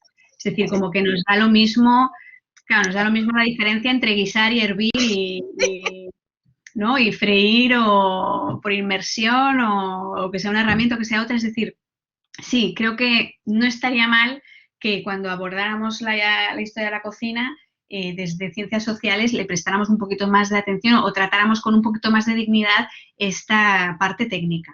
Sí, esto me ha parecido, porque yo que esto venía de análisis de cocina, ostras, era como, vale, esto no se me había ocurrido en la vida. O, por ejemplo, el simple hecho de dar por hecho, que todas damos por hecho, que la cocina empieza con el fuego. Y esto es una de las cosas que, pero ¿cómo va a empezar la cocina con el fuego? Pero tú dile eso, tú dile eso a un cocinero de sashimi, ¿sabes? Tú dile que no está cocinando, ¿sabes? Porque no está utilizando el fuego. Pero qué tontería es esa que decir los arqueólogos. La cocina empieza cuando alguien elabora un producto y con la intención de mejorarlo. Y eso es mucho antes del fuego, ¿no? Entonces, por ejemplo, esa definición me parece que es muy esclarecedora y estaría muy bien incorporarla a las ciencias sociales también. Pero sí, la parte técnica creo que estaría, y porque igual no he tenido tiempo, no me ha dado en la cabeza para pensar, pero seguro que se le puede sacar jugo también analítico a las cuestiones técnicas. Vale, te voy a leer algunos de los mensajes, después si alguien más, pero Wei Liao pregunta, ¿qué opinas de este tipo de evolución patrimonial en la industria gastronómica si será el futuro? ¿Cuáles serán los puntos de reflexión de las fortalezas y las debilidades? No sé si muy bien entiendo, pero este tipo de evolución patrimonial en la industria gastronómica. No entiendo muy bien lo de evolución patrimonial. Bueno, si acaso si Wei está por aquí, quiere decirlo ella. Wei, sí está aquí. Ah, mira, ahora va a hablar Wei, te lo dirá ella directamente. Wei. Vale. Sí, perdón, no pongo la cámara, disculpa. No te preocupes. Pregunto, bueno, discúlpame por mi castellano, quizás no lo expresé muy bien. Quiero decir si este tipo de evolución o este tipo de creatividad o sea, tendrá un futuro o se ve cada vez más en los restaurantes o en la industria gastronómica, hasta de vino, ¿no? ¿Y cuáles son los puntos de reflexión de las fortalezas y las debilidades, de acuerdo con el trabajo que has hecho? ¿Te refieres a la creatividad del restaurante, o sea, del tipo de cocina que, por ejemplo, protagonizó el Bulli, ¿eh? Me refiero a esta creatividad de combinar el patrimonio, prehistoria, con la cocina. Este tipo de antropología creativa. Yo tengo no se me dan muy bien estos análisis así tan de larga escala, pero sí que, claro, no sé si es por estar en este ámbito, ¿no? de trabajo, pero sí que intuyo que hay un interés por el conocimiento que se va a expandir y que ahora mismo está en auge y que hay mucha gente trabajando en ello, en historia de la cocina, por ejemplo, hay mucha gente trabajando ahora también. Entonces yo creo que sí, que tiene cierto futuro este que desde la gastronomía querer analizar cuestiones teóricas varias y también históricas. Sí, diría que sí que tiene futuro. Pero bueno, la verdad es que el futuro después de la pandemia es tan así que vete tú a saber, pero diría que sí. Vale, y ahora, Ana, bueno, ahora voy a decir, hay una pregunta que específicamente quiere saber un poco si se ha planteado alguna vez dentro de este planteamiento de los ingredientes y de la cocina a la historia propia del colonialismo, ¿no? Creo que los productos que han llegado. Y después, bueno, si quieres contestar, ya te digo, la próxima es que Marga quería saber si has aplicado algo de la teoría feminista, arqueología feminista dentro de tu trabajo en el Bulli.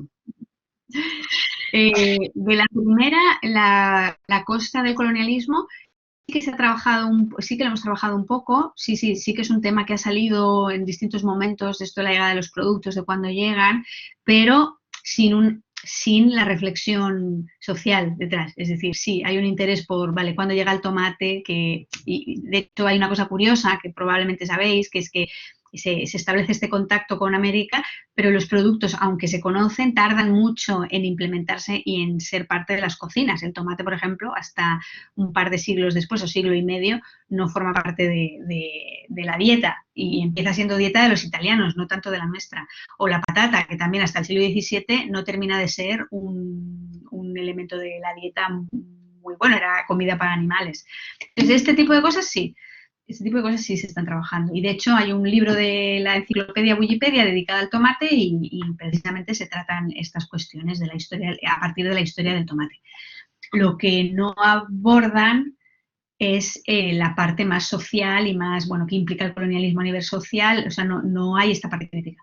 En lo que se refiere a productos y cosas así. Cuando a mí me toque hablar a mí o a las personas que estén en historia o estemos en historia, nos toque abordar esa parte, se mencionará, en el contexto se mencionará y se hablará de la parte social de este contacto, de qué es el colonialismo y seguro, sí. Y la de Marga, ¿has aplicado la arqueología feminista en tu trabajo en el Women Foundation de alguna manera? De alguna manera, ahora mismo me ha venido a la cabeza, sí, por ejemplo, a la hora de redactar los textos y de tratar los textos, cuando hablamos, por ejemplo, hay toda en estas estructuras que os he enseñado de taxonomía, siempre hay una parte de actores, ¿no? Pues siempre que se habla de actores, yo procuro ponerle cuidado o sea, tengo este feminismo en mente para ponerle cuidado a qué se dice y cómo se dice. Lo que pasa es que no he tenido tiempo todavía de abordar periodos en donde esto va a ser seguro que materia de debate y de discusión. Sí que me he esforzado mucho por cosas que parecen accesorias, pero que para mí tenían mucha importancia, y ha sido, por ejemplo, desterrar el uso de la palabra hombre como genérico universal, que esto era así cuando yo llegué. Todo el mundo hablaba de hombre y yo creo que ahora ni siquiera Ferran habla de hombre cuando habla del ser humano. Y he procurado que esto en todos los libros en donde yo he participado, he tenido colegas cercanos que estaban escribiendo, siempre les he pedido, por favor, no me utilicéis hombre como sinónimo de ser humano. Así como detalle pequeño. Luego, como es un trabajo, como os digo, tan técnico y tan poco social, no he tenido mucho margen para... Y como además, bueno, aunque ahora que lo pienso, sí, porque por ejemplo, en el libro de civilizaciones que estoy trabajando, he redactado ya las páginas sobre cómo... Ostras, ahora que lo dices, Marga, pues sí, esto sí, mira. Esto es más relevante. En algo tan importante como la aparición del arte culinario, de esta cocina de alto nivel, esta cocina de las élites, que es el gran evento, el gran hito de las civilizaciones. O sea, en las civilizaciones lo que ocurre es que ya aparecen, ¿no?, como estos dos mundos de la cocina popular, digamos así, grosso modo, y la cocina de las élites, ¿no? Y será esta cocina de las élites la que me tocará rastrear en los siguientes periodos.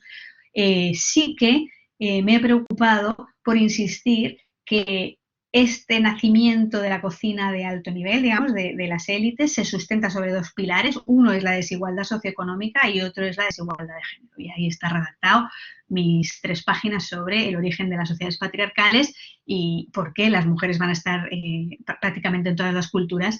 Se les va a impedir la entrada o el acceso a este tipo de gastronomía.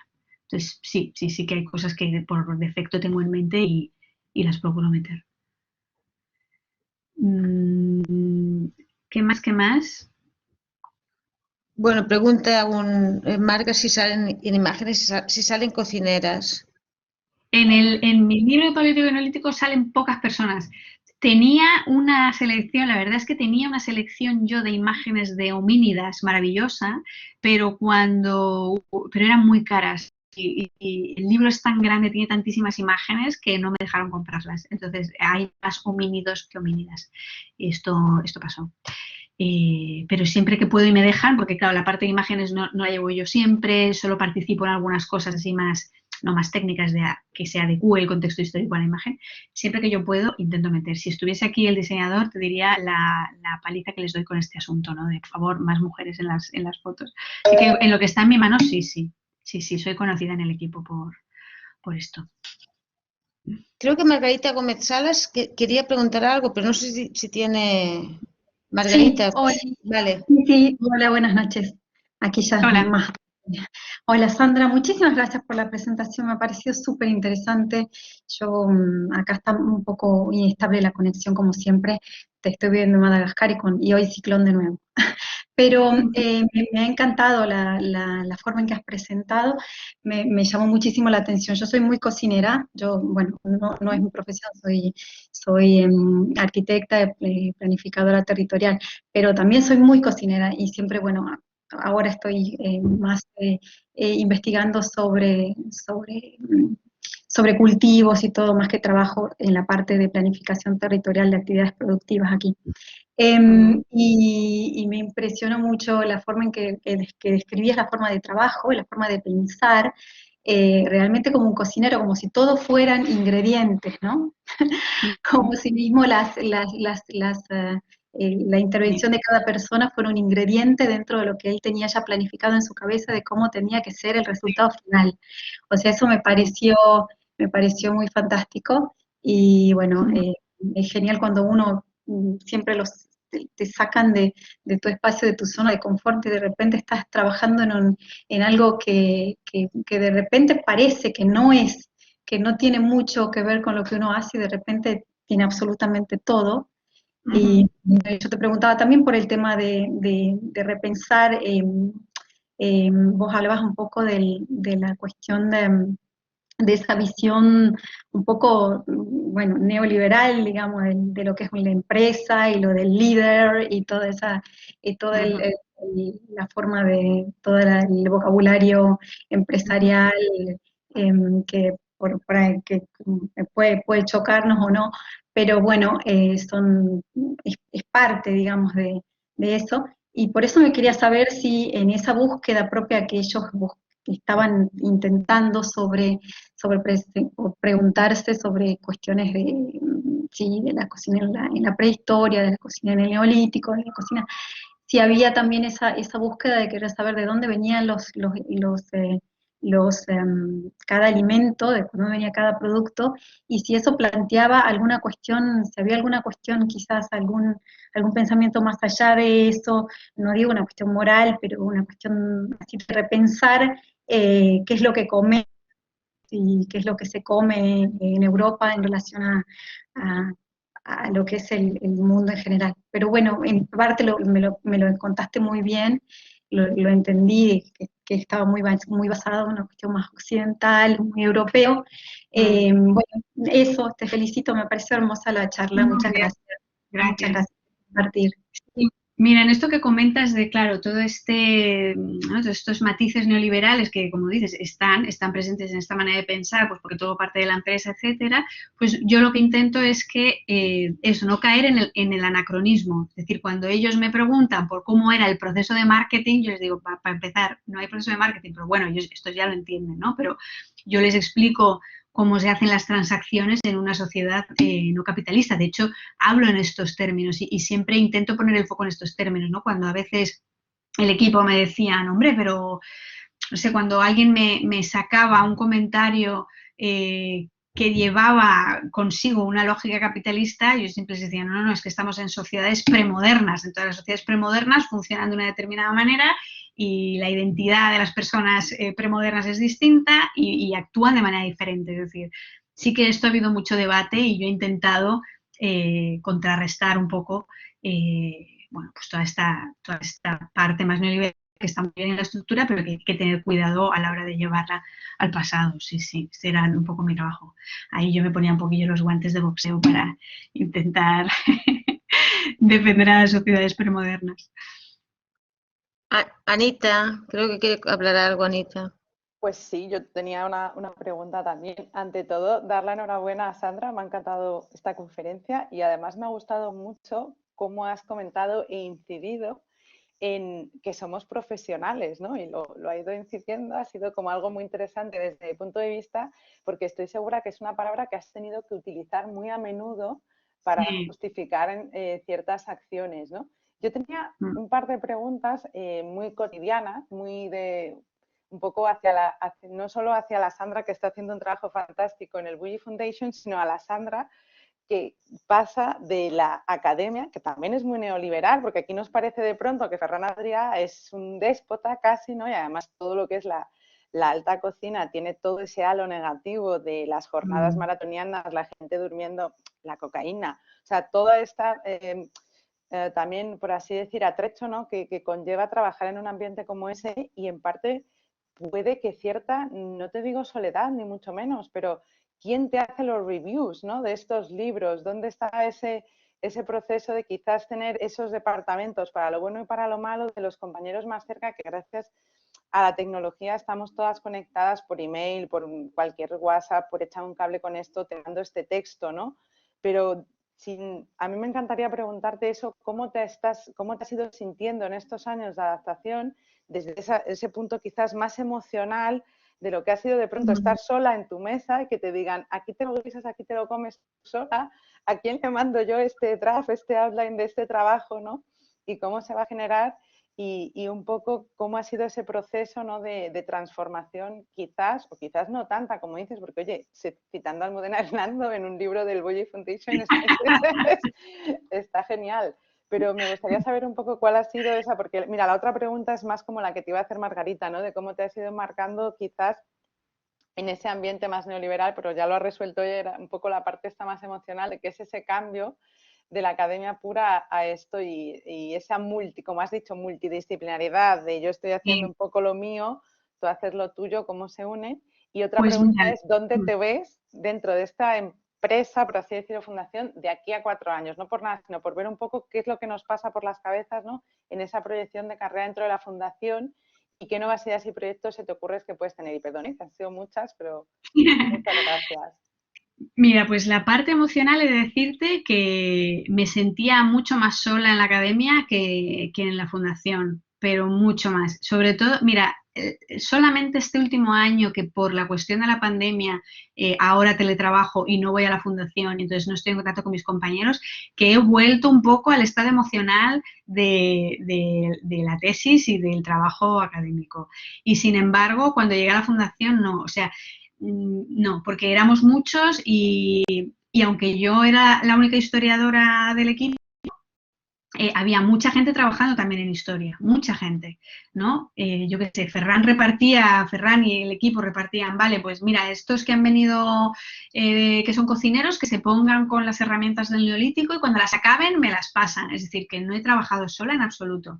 Ha habido mucho diálogo con toda la gente que ha pasado por la fundación, o sea, todo el mundo en la fundación, o sea, toda la gente que ha pasado, que no puedo decir cuántos son, pero son muchísima gente, todo el mundo sabe quién es el Homo habilis, porque en algún momento Ferran les ha puesto a trabajar en el libro de Paleolítico y Neolítico y eso luego me ha llegado a mí y ha habido feedback, y ha habido, o sea, emocionalmente he disfrutado mucho con el equipo y llevo grandes amistades y he sido muy feliz. Ahora este año ha cambiado mucho la cosa por la cuestión de la pandemia y porque todo en la fundación ha cambiado mucho también. O sea, a veces creo que he hablado en pasado, pero porque es verdad que ahora la fundación es un poco diferente, los proyectos son distintos y la mayor parte de la actividad ahora va a suceder en Cala Montjoy y yo no voy a ir a Cala Montjoy a trabajar. Entonces, a partir de ahora se abre una nueva fase en donde, bueno, yo sigo dedicada y bastante dedicada a los libros, pero si me preguntas de aquí a 4 años, ostras, mi intención sería, y de hecho lleva siendo la intención de la Fundación desde hace ya un tiempo, sería saltar a la docencia, ¿no? Y traer todo esto que hemos aprendido y que estamos haciendo en la Fundación, llevarlo a la docencia universitaria. Pero esto es un proyecto que no está resultando fácil. No ha sido fácil antes de la pandemia, ¿no? Las negociaciones ahí no han funcionado mucho. Pues sería muy necesario, la verdad. Y ahora después de la pandemia, pues veremos. Pero si me preguntas así una lista de deseos, a mí me encantaría estar en un departamento de historia, o sea, en un departamento dando historia de la gastronomía y quizás más en un ámbito gastronómico más que de historia. Entonces, bueno, Interdisciplinar, más interdisciplinar esta vez. Más interdisciplinar esta vez, sí. Sí. Pues muchas gracias. Gracias a ti, Ana. Mira, pregunta Omar, por curiosidad, ¿la elección del nombre Sapiens para la metodología propia y el interés de escribir una historia gastronómica a modo enciclopédico surgieron del efecto de la lectura por Ferran Adrià del libro Sapiens, una breve historia de la humanidad de Yuval Noah Harari, publicada en español en 2014? Vete tú a saber. Pero yo diría que no por el time. Bueno, no, claro, 2014, sí, vete tú a saber, no lo sé. Puede ser. Pero también existe una revista que se llama Sapiens catalana sobre historia de la humanidad. Entonces, no sé, puede que sí, porque o sea, el libro de Harari lo tenemos en la fundación, él lo ha leído, así que quién sabe, quizás sí, quizás sí.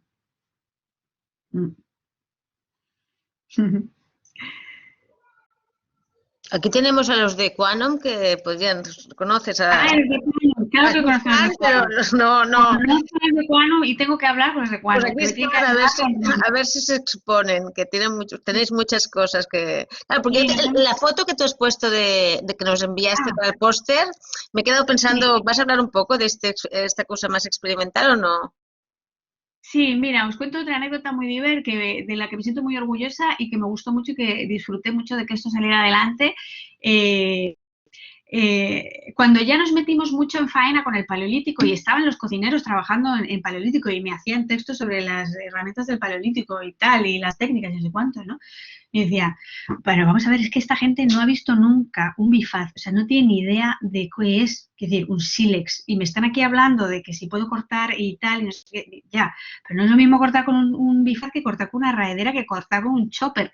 Entonces, se me ocurrió un día, yo a mí en mi cabecilla dije, mira, voy a buscarme a alguien que me haga unas reproducciones de herramientas de la prehistoria y se las llevo a Ferran. Digo, mira, eso es un chopper, eso es un bifaz.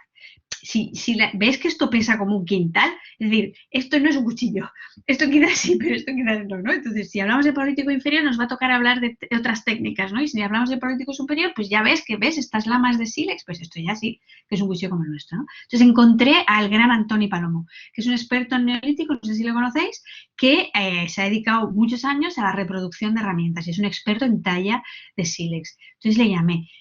Al principio yo creo que no me creía, esto no se lo he comentado nunca, pero yo creo que al principio pasó de mí porque dijo, esta es loca, yo no la conocía. Y entonces yo creo que debía pensar, esta loca que me habla de Ferran Adrià, de unas herramientas, y entonces al principio pasó un poco de mí. Pero yo insistí mucho y dije, por favor, dame un bifaz de esos que tienes. Yo voy, se lo enseño a Ferran y te prometo que le va a flipar y que nos va a pedir que hagamos un montón de cosas.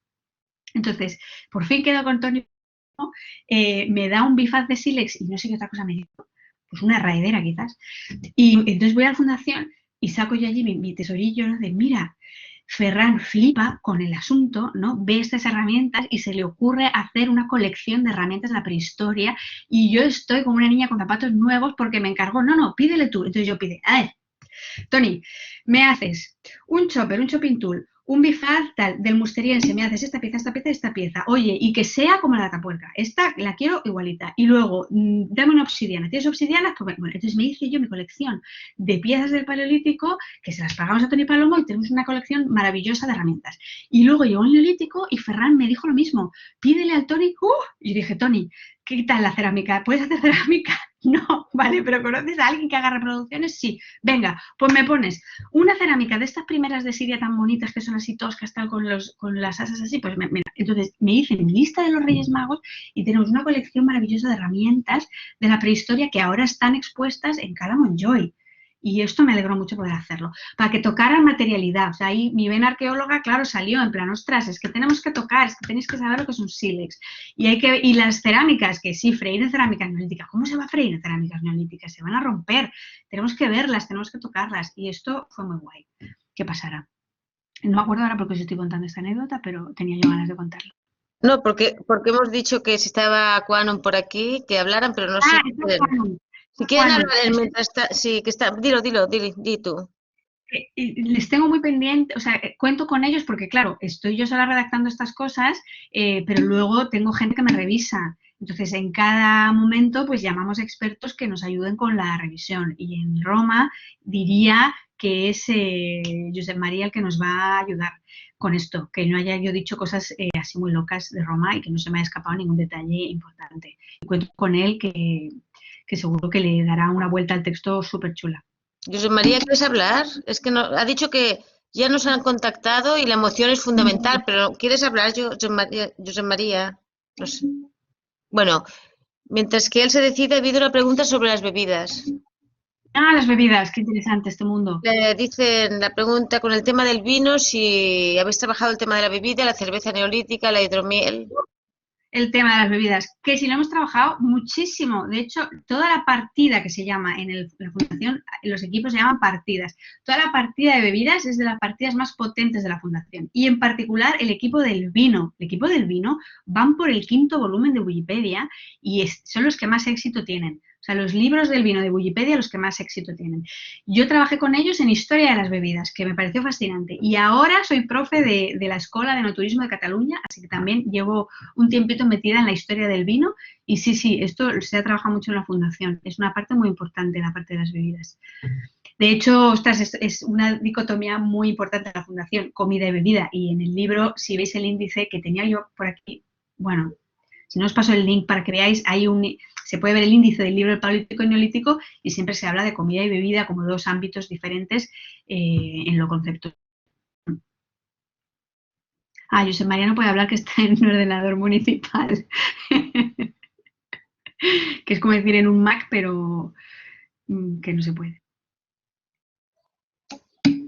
Lo siento, dice. No sé. ¿Quién más quiere hablar? ¿Preguntas? ¿Alguien más? Sí.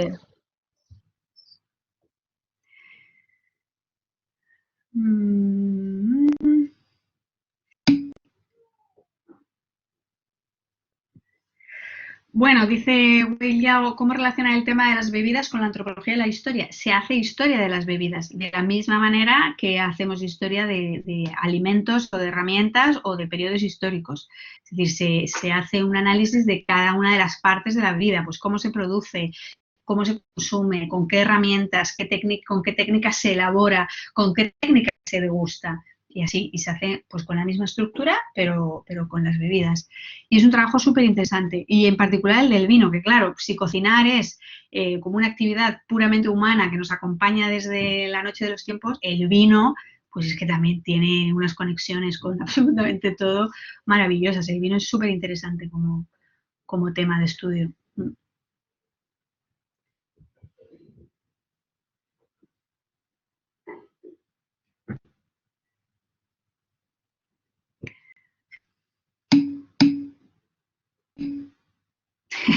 La cerveza como bebida, como sopa, pues Ferran te diría, pues depende de quién la use y cómo la use.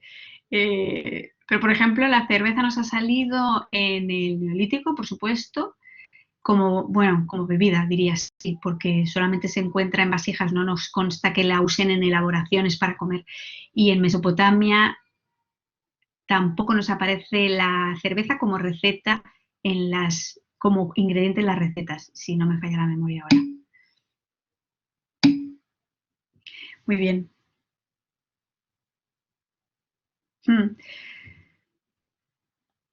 Claro, para decir si una bebida se utiliza como tal, claro, si una bebida se utiliza como tal o la bebida forma parte de un proceso de elaboración de algo, de comida, a veces el contexto en prehistoria no nos ayuda a saberlo. Si te encuentras los restos organolépticos de una vasija en donde es muy difícil encontrar, por ejemplo, mezcla de cerveza con otras, porque lo que se encuentra en la cerveza es resto de algún óxido. Entonces, si este óxido está con otros alimentos, no sé, creo que no se me ha dado este caso. Se nos ha dado el caso de las vasijas en donde se hace la bebida. Ahora, ¿cómo se usa esa bebida? Ahí se nos escapa. En el Neolítico, por lo menos. Alessandra, si quieres hablar, puedes poner el micro y la cámara.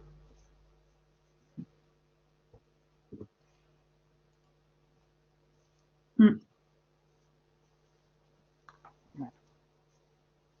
quizás no quiera. Sí. Es que no puede, dice. Bueno, no, es que ella es una especialista, no sé si la conoces de aquí de la UB, que ha hecho muchos análisis, ¿no? De restos en vasijas y... Vale. Sí, pues bueno, pues entonces sabrás que el uso que se hace de la sustancia que se encuentra, es difícil de determinar. Por eso te comentaba que sí que en las recetas, por ejemplo, el vino, muy pronto en recetas muy antiguas ya se usa como ingrediente. Y entonces ahí vemos que es un uso no de bebida, sino de ingrediente en una elaboración que se va a comer. Pero la cerveza no se ha dado esa dicotomía, que nos conste.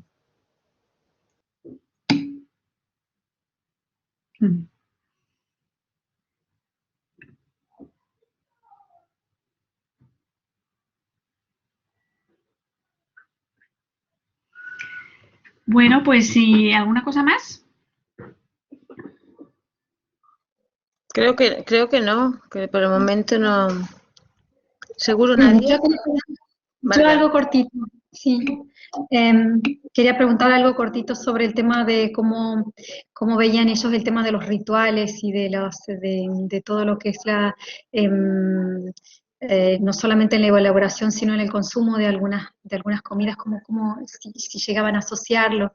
Algunas comidas que sin el ritual propio de la preparación y de la propia ceremonia del té, qué sé yo, y millones, casi todas las comidas tradicionales tienen un ritual, una parte de la ritualización mismo en la elaboración, en el consumo, ¿no? Sí. Y esa forma de ponerlo así, como querer ponerlo dentro de una clasificación así medio es complicado, o sea, despojarla de toda su parte, de toda la parte ritual.